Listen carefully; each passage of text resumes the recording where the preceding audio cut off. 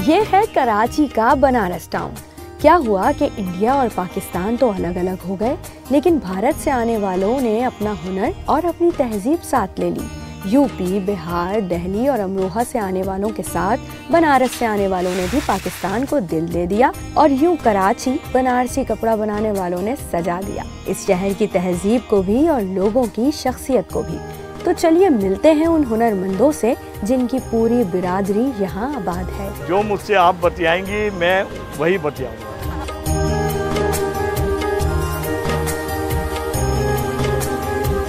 देखिए, बनारस टाउन असल में जब पाकिस्तान और हिंदुस्तान का बंटवारा हुआ तो वहाँ से हर तरह के लोग आए ना, तो बनारसी हुनरमंद भी वहाँ से आए।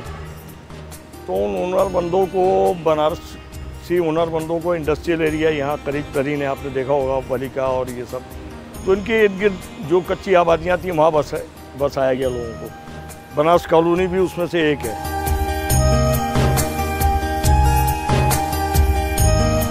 बनारसियों ने ही औरंगी टाउन की बुनियाद रखी है और उसके बाद फिर उसके आगे जो मशरक़ी पाकिस्तान बनने के बाद जो लोग हिजरत करके आए फिर उनकी आबादी शुरू हो जाती है। तो हमारे बनारसी कपड़े का आगाज़ कब हुआ इसकी कोई तारीख़ हमारे पास तो नहीं है। अगर कभी बनारस जाना हुआ इंडिया तो मैं इसको तलाश करूँगा कि ये हमारी कब से ये कौम और हमारी बिरादरी को ये ख़ास एजाज़ हासिल है कि कपड़े बनाने में ये जो दुनिया का नायाब कपड़ा होता है प्योर बनारसी, जो रेशम जिसका कीड़ा मलबरी के दरख्तों में पलता है और वो अपनी ज़िंदगी में वो 4000 गज कपड़े वो धागा तैयार करके वो मर जाता है, तो उसको कहते हैं कुकून। उस कुकून को मिला के उसको बटते हैं, फिर वो एक धागे की शक्ल इख्तियार करता है, फिर वो उसको और ट्विस्टिंग करके फिर कतान की शक्ल दी जाती है। तो हमारे यहाँ यही बात है कि सनत पे और इस पर किसी ने तवज्जो नहीं दी।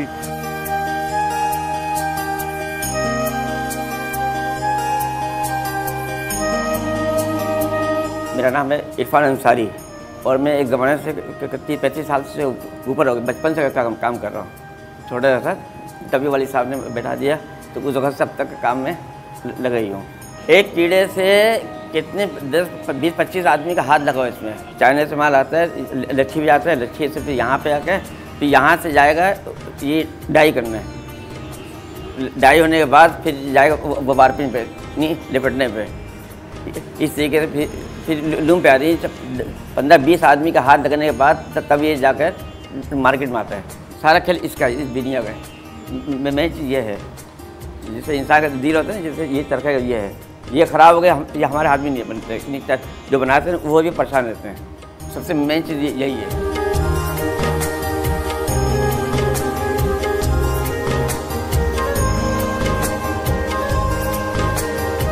आज पूरी दुनिया से कोकून उठा के चाइना अपने यहाँ प्रोसेस करता है और पूरी दुनिया को सप्लाई करता है। तो हमारे यहाँ जो ये उनसे अलग जो चीज़ है ना, हमारा कपड़ा बहुत अलग है, क्योंकि हम जितना भी काम करते हैं ना वो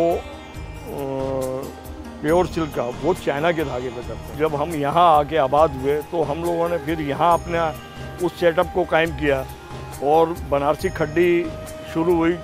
बनारसी खड्डी से शुरू करते करते आज हम ये आ गए कि हम मैनुअल जेकार्ड पे आ गए, लेकिन वो भी हमारी अपनी तरकीबों से चलता है। ये ऐसा नहीं है कि इंडस्ट्रियल एरिया वालों ने उसको हाईजेक कर लिया और वो उनके पास चला गया, क्योंकि जो खुदा ने वदियत की है ना, वो डिज़ाइन, वो जितनी भी क्रिएशन, जितनी भी जो भी इसको कह लें आप, ये हम लोग करते हैं और अल्लाह ने ये एक वदियत करदा हुनर है जो हम लोगों के हैं और ये हमारी रोज़ी रोटी का वजह है।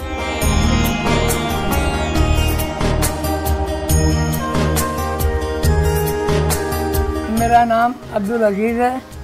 मैं तानी बनाता हूँ, 40 साल से तानी बना रहा हूँ। हमारे वाइफ भी करती है काम, तानी का खोलने का काम वही करती है। उसके बाद फिर मैं दूसरे रूल पे लपेटता हूँ, फिर वो रूल पे लपेट के इधर लाता हूँ बनाने के लिए, फिर यहाँ से बनना शुरू हो जाता है तानी बनाने। हमारे घर वाली अगर साथ ना देना तो कुछ नहीं कर सकते हम। तानी खोलना है, पानी डालना है, और जब तक तानी सूखेगी नहीं तानी सही बनेगी नहीं। तानी बनेगी ना, या तो लूम पे जाए और या तो खड्डी पे जाए। पहले हम करेंगे, फिर उसके बाद कपड़े की तैयारी होगी।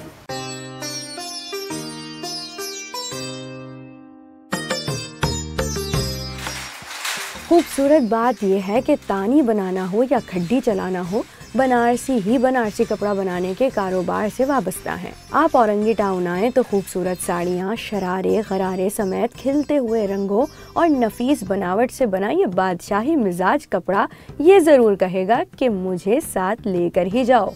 अलबत्ता इसकी तैयारी में अभी चंद मराहिल और हैं।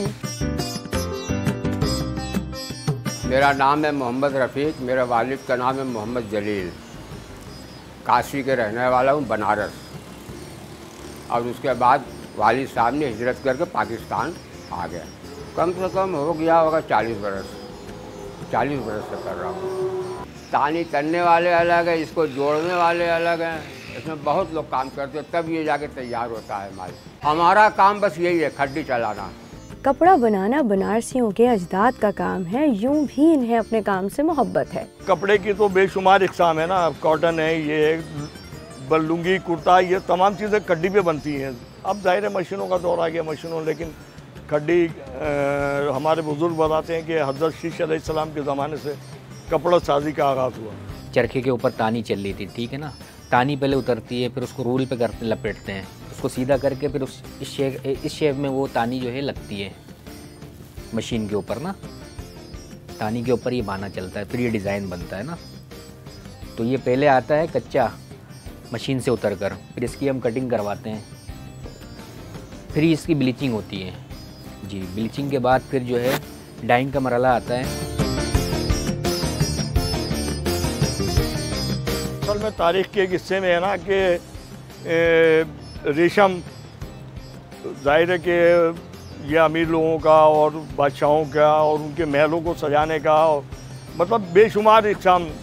तो मुग़ल डिज़ाइन इसलिए कहते थे कि मुगलिया तर्ज के डिज़ाइन होते थे, उनका एक मखसूस डिज़ाइन था, मीनार नुमा और इस तरह का, तो मुगलई वो कहते थे। वरना कपड़ा तो वही हमारे बनारस से। और हमारे बनारस में ये है कि अंग्रेज़ की हुकूमत थी, तो मलका विक्टोरिया वगैरह की, और इवन ये कि लेडी डियाना की शादी में, और आखिरी अभी ऐश्वर्या राय की शादी में, तो ये खुसूसी तौर से लिबास तैयार कराने ये लोग बनारस से।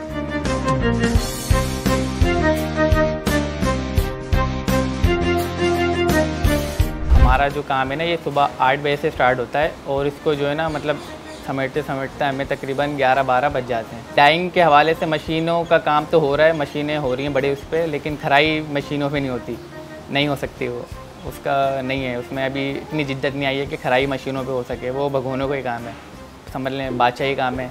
जब मर्जी के जब बंद कर दिया, जब मर्जी के जब कहीं चले गए, आ गए, ऐसा है ये। तो आपको तो उलझन हो रही होगी कि रिहाइश ऊपर नीचे काम हो रहा है, तो जिसको आदत है शुरू से, मतलब बड़े हिस्से में हुए हैं, तो कहाँ से उलझन होगी। नई नस्ल नौकरी करने के बजाय बुजुर्गों के कारोबार को बढ़ाने में दिलचस्पी रखती है। इस कम्युनिटी के अपने रस्म व रिवाज, तौर तरीके हैं, यहाँ तक कि जब कारोबार ठंडा होने लगे तो इसका हल भी इनके पास मौजूद है। वो हल क्या है यह आपको ज़फ़र साहब बताएंगे और अपनी ज़बान से भी आपको मुतारिफ़ कराएंगे। जब बहुत ही हालात अबतर हो जाते हैं, ये अल्लाह बेहतर जानता है, तो हम 3 दिन तमाम काम बंद करके, और पूरी बिरादरी के लोग, बशमूल औरतें, बच्चे, मर्द, वो औरतें घरों में और मर्द मस्जिदों में, 3 दिन तक सुबह 10 बजे से और नमाज असर तक 3 दिन हम ये अल्लाह से तौबा करते हैं और आयत करीमा का विर्द करते हैं। तो ये हमारी, जिससे अल्लाह ताला हमें हमारे कारोबार के फिर असबाब पैदा कर देता है और फिर हमारे बाज़ार चल जाते हैं। इसको हम अपनी ज़बान में कुल पढ़ैया, कुल यानी काफ से कुल पढ़ैया कहते हैं। हम लोग के यहाँ जो है ना, बहुत सारी बनारसी जो ज़ुबान है वो तकरीबन ख़त्म हो गई। तो अब हम जो ज़ुबान बोल रहे हैं वो उर्दू से मिक्स बोल रहे हैं, क्योंकि हमारी में हिंदी के अल्फाज ज़्यादा थे। तो हम आटे को पिसान कहते हैं, ज़ाहिर है आप नहीं समझेंगे। तो इस तरह की हमारी ज़बान थी, जो कि अब हमारे यहाँ ख़त्म हो चुकी है, मादूम हो चुकी है।